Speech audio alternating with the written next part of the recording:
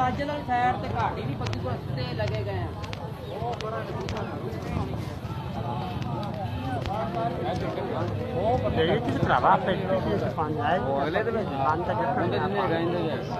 हो चुका है ना, उन्होंने कोई हिसाब लाया, पानी गया ही नहीं।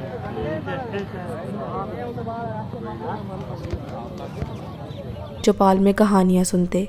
गांव की ज़िंदगी सीधी थी, लेकिन उसी में एक खूबसूरत गहराई थी।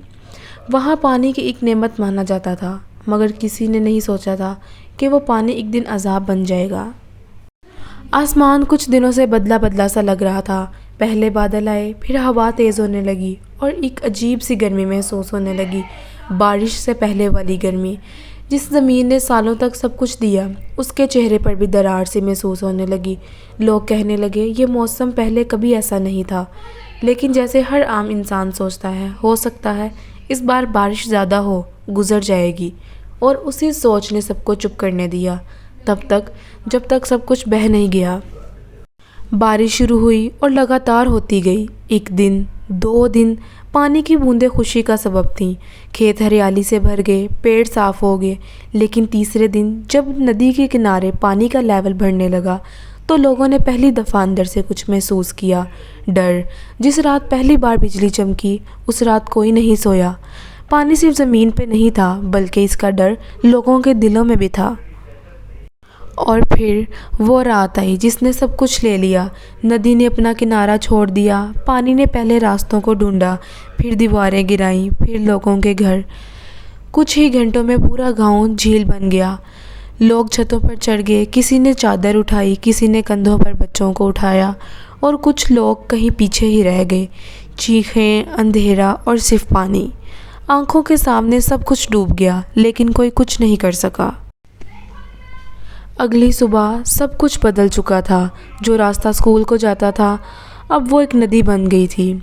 जहाँ मस्जिद थी, वहाँ सिर्फ पानी था।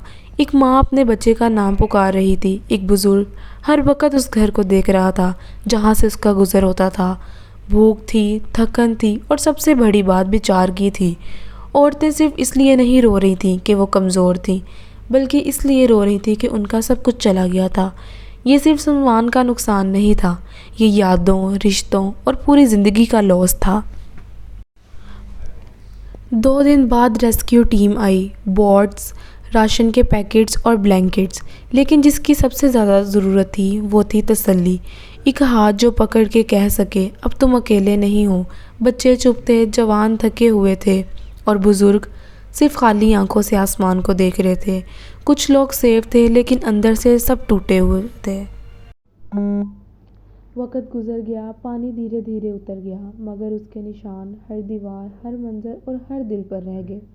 लोगों ने ज़मीन साफ की, घर नहीं थे लेकिन ज़िंदगी बाकी थी। लोग कह रहे थे अब हम फिर से शुरू करेंगे, लेकिन अंदर कहीं हर शख्स ये जानता था जो चला गया वो कभी वापस नहीं आएगा।